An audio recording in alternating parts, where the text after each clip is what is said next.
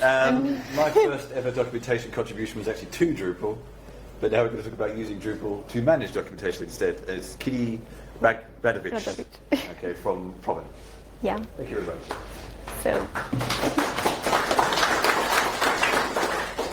So hi everyone. Just let me know when you can't hear me in the back. I will try to speak up. So yeah, it will be a session about docs-like code in Drupal. And first I would like to say some words about the docs-like code approach. And after that, I would like to tell you about our open source product in Drupal, which uses this concept. So I'm Kitty Radovic, and I'm a product owner at Pronovix. And I'm working on developer portals mostly, and I'm the product owner of this open source tool that I'm going to talk about. Why docs-like code? So what does docs-like code mean? Docs-like code is basically a workflow for creating a documentation and generate documentation in web format. First of all, when talking about docs-like code, the key point is using version control system like GitHub, but of course you can use other services. We use GitHub in our product. And thanks to GitHub, it's very easy to keep pace with the code changes. So when the code changes, documentarians can drag the changes and see if the documentation is not updated to the code changes, and update them according to the code. After that, it's a unified collaboration environment, because documentarians don't have to learn a new tool for documentation creation. So GitHub is very easy to use. It has a lot of documentation about how to use it. So it's very easy to learn the tools that GitHub provides. Other than that, GitHub means collaboration. So the contributors can collaborate using the GitHub UI. And of course, anyone can contribute, anyone who has access to the repository. And this doesn't just mean technical writers, but also developers who can, for example, write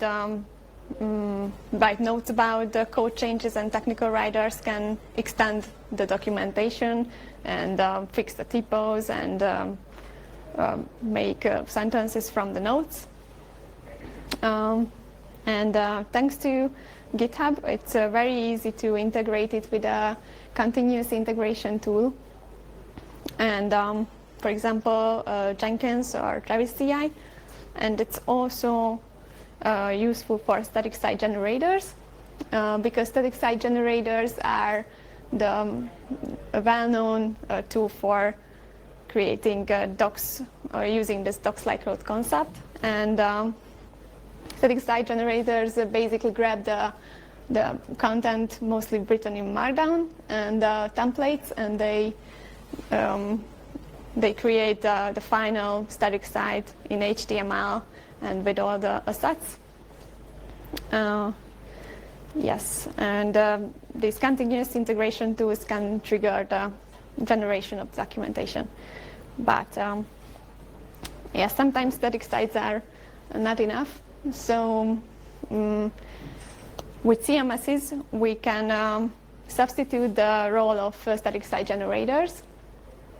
And with CMSs, we use the same workflow for creating documentation. But at the end, the docs are displayed using a CMS. When to use a CMS, because there are specific use cases when it's beneficial using a CMS instead of a static site generator. For example, if you have as much content as the static site generator takes too long time to create docs. And with CMSs, we can reduce this time because CMSs doesn't regenerate the site itself. They just add new content to it. Other than that, it's also useful when you don't need just docs, but you also need other content like landing pages or marketing or blog content. And CMSs have great tools for creating landing pages. For example, in Drupal, we use the paragraphs module for landing page creation, and it's very easy to use. And for example, content writers can create landing pages without writing actual HTML. And it's also useful if you need search, because static site generators usually have a simple keyword search, but as they don't have a database behind the static site, they cannot provide advanced search functionalities. So with the CMS, you can also have an advanced keyword search, and you can also use faceted search for filtering text categories. Next one is role-based access control. This basically means that you don't have to create separate pages for each audience. So, for example, you can have all the docs for private usage and for internal usage, and also for partners. And you can control the access to the content using the CMS role-based access control functionalities. You can also create a widget that can interact with the API itself. So if you are documenting an API and you are importing for example, with OpenAPI spec, you can also create a tool for trying out the APIs on the fly. And last one is about gamification. So gamification is for encouraging docs to be excellent, and not just to write docs because the documentarians need to write docs at the end, because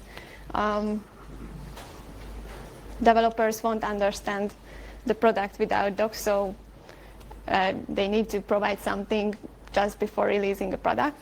But with gamification, you can write docs from the beginning, and you can write, so you can encourage your developers and your documentarians to always improve the documentation. For example, this can include specific rating features. So if someone likes the docs and rates it as useful, so rates it somehow or marks it as useful, then you can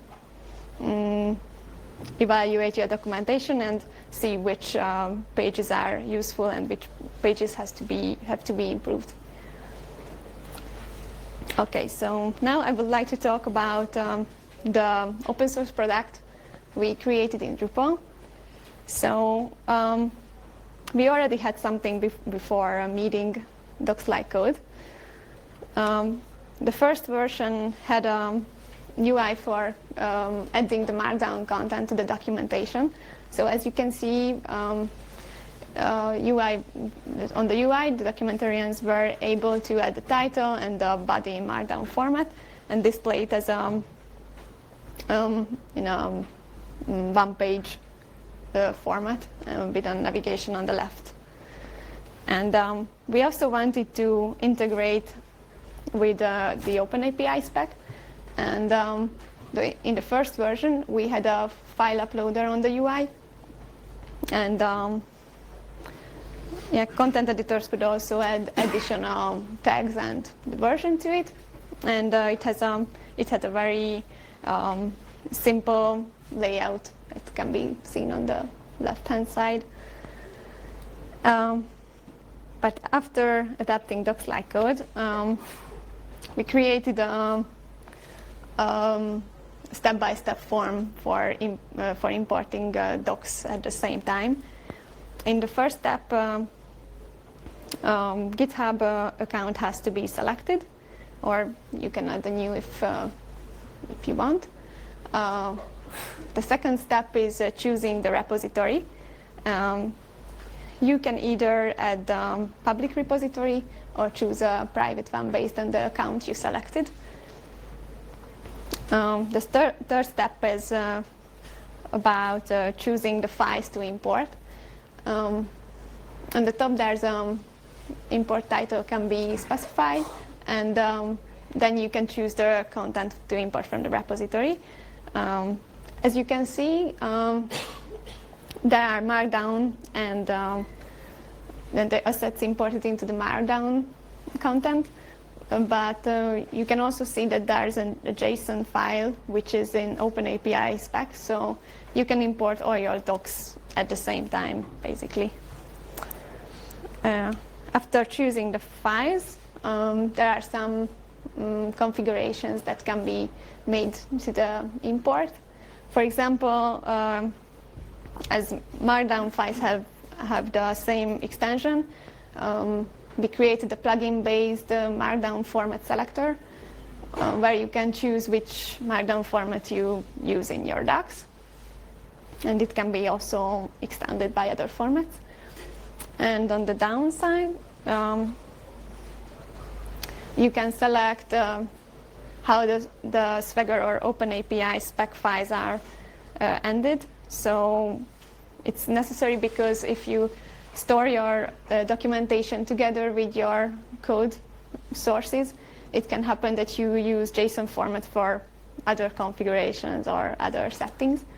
So we created this kind of solution to separate OpenAPI specs and other JSON or YAML files.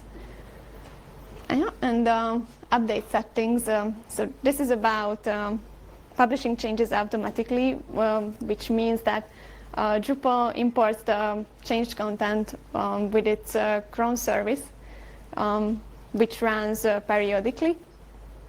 And if it detects the changes and it imports the docs when a change happened. And if this option is selected, then the changes get automatically published on the site. In the other case, you can review the changes and publish the docs manually. The next step, there's an option to choose the hierarchy where the documentation will be imported.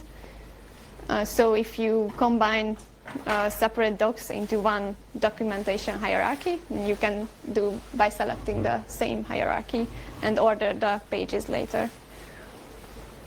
So after importing the docs, this is how it looks like. So the order is based on the alphabetic order of the files, and they can be ordered with this Drupal drag and drop UI. And yes, and after that it looks like this. So it creates one single page from all the imported docs with the navigation on the left-hand side. And for the OpenAPI spec, we use the Swagger UI as a renderer for now, because it's very easy to use and to do some basic theming to it, and it looks nice.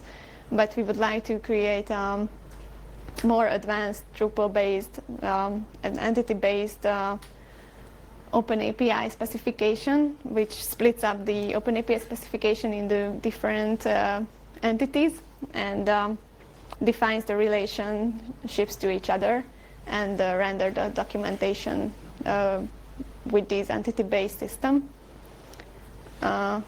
Yes, and the Markdown docs are rendered in simple HTML, and we also included an Edit on GitHub button next to the imported files, below the imported files title. This allows users to go straight to the repository where the documentation was imported from, and make the changes there. So the changes will happen in the repository. The Drupal is only for rendering the docs. With this chart, I visualize the workflow for creating the docs-like code approach docs in Drupal. So the first step is to upload the docs to GitHub and import docs into Drupal, order them in Drupal and publish them. This is basically what I just showed with the screenshots. And after that, the updates to documentation can happen two ways. The top part is about if you want to change the docs, you visit one of your docs in Drupal, click on the Edit on GitHub button, push your changes to GitHub. These changes get reviewed and approved by one of the contributors or one of the reviewers, and the changes get merged into the documentation's repository. Then the changes can be published automatically, basically, in Drupal. The other way is another way to update the docs is when another user finds an error or some typo in the docs and visits the documentation, pushes the corrections or the changes to the docs. You review the changes and merge the changes into the repository. Then it gets automatically updated and published on the Drupal site. There's a very important use case of this Drupal-based documentation publishing, and this is about contributing to upstream projects. So usually there's problem with using upstream docs and changing upstream docs, because usually happens that people pull the docs from GitHub or fork them and make changes to the upstream docs locally, basically, without contributing back to the base repository. And with this solution, we can encourage people to contribute straight back to the upstream docs. So if you find an upstream documentation in GitHub, you can import it, and you can also mix it with your docs. But the key is that after publishing the upstream docs in Drupal, and changes has to be happened in the upstream docs, then the visitor goes straight to the repository of the upstream documentation, and the changes can happen right there. And after merging the changes, our documentation can be updated based on the changes in the upstream documentation's repository. Another way to update the upstream documentation, it can be happen externally, so without visiting our site. And if someone finds change to be made on the docs, the changes can be applied in GitHub, merged, and then our docs are also updated. So it doesn't matter if the change is triggered by visiting our docs or other place where the upstream doc is published. Our documentation will be always updated, and the upstream docs will get the contribution. Yes, and we have this open source product, but we're still planning to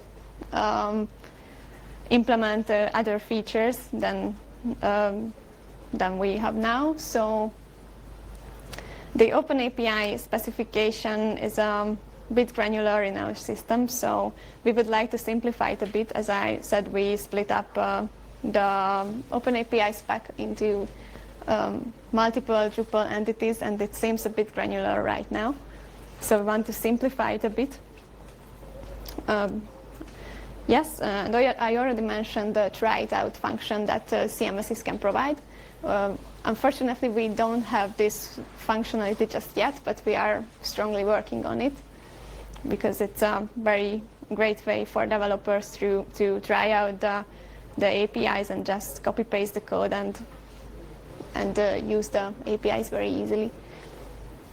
Third one is about a standalone service for importing docs from Git-based repositories. So we would like to make it vendor independent and implement a simple service for an external service for importing documentations.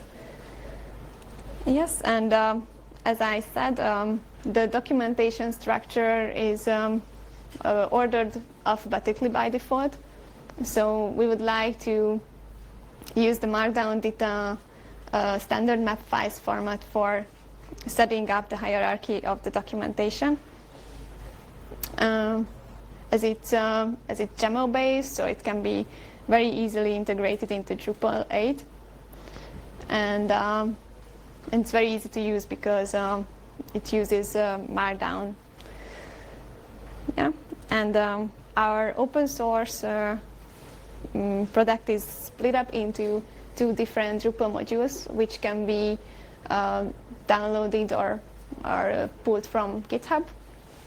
You can find them there, and if you have any questions, just come to me and I try to answer.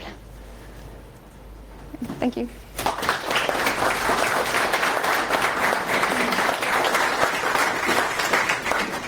So we actually have some time for questions. So, yeah, if anyone has any, then please go. Do you have plans to support OpenAPI 3.0 spec?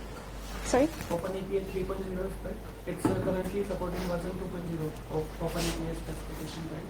Yes. So do you have plans to include the OpenAPI 2.0 spec? Yeah, we are planning that, but we haven't finished the 2.0 version so far, but yes, we are planning. And also regarding the generation of code snippets using YAML files and all that. So because on lots of developer portals we see code snippets regarding the interface, right? Yeah. So do you have plans to include the code Yes, snippets? and we are also planning to import code snippets right from the repositories and code sources, basically. You consider other formats like ASCII. Yes, so when we started our product, we were thinking a lot about which format to support, and we chose OpenAPI because it's a very commonly used format. But yes, we are prepared for the extension, so yeah, later we may support other formats as well. It's exclusively Markdown. For the documentation, yes, it's Markdown. But it's a plugin-based importer, so basically any format can be imported. Yes? When you talk about upstream documentation and downstream, the downstream one, do you have changes that you want to maintain, like a slight difference in documentation stuff? And if so, how do you deal with, you must just have to deal with merge conflicts sometimes. When importing upstream docs, you just pull the documentations and you don't change it locally. So there shouldn't happen any conflicts. So when you talk about upstream and downstream, they should be identical, right? So they are totally, so downstream and upstream are not connected technically. They are just displayed in the same documentation page. The content of So the downstream is not the way, so it's not forked, basically.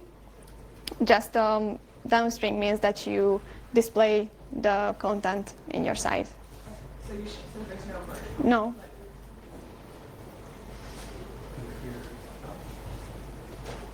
We have time for maybe one more, or we just take a quick dead room break. So. Okay, thank you. Thank you.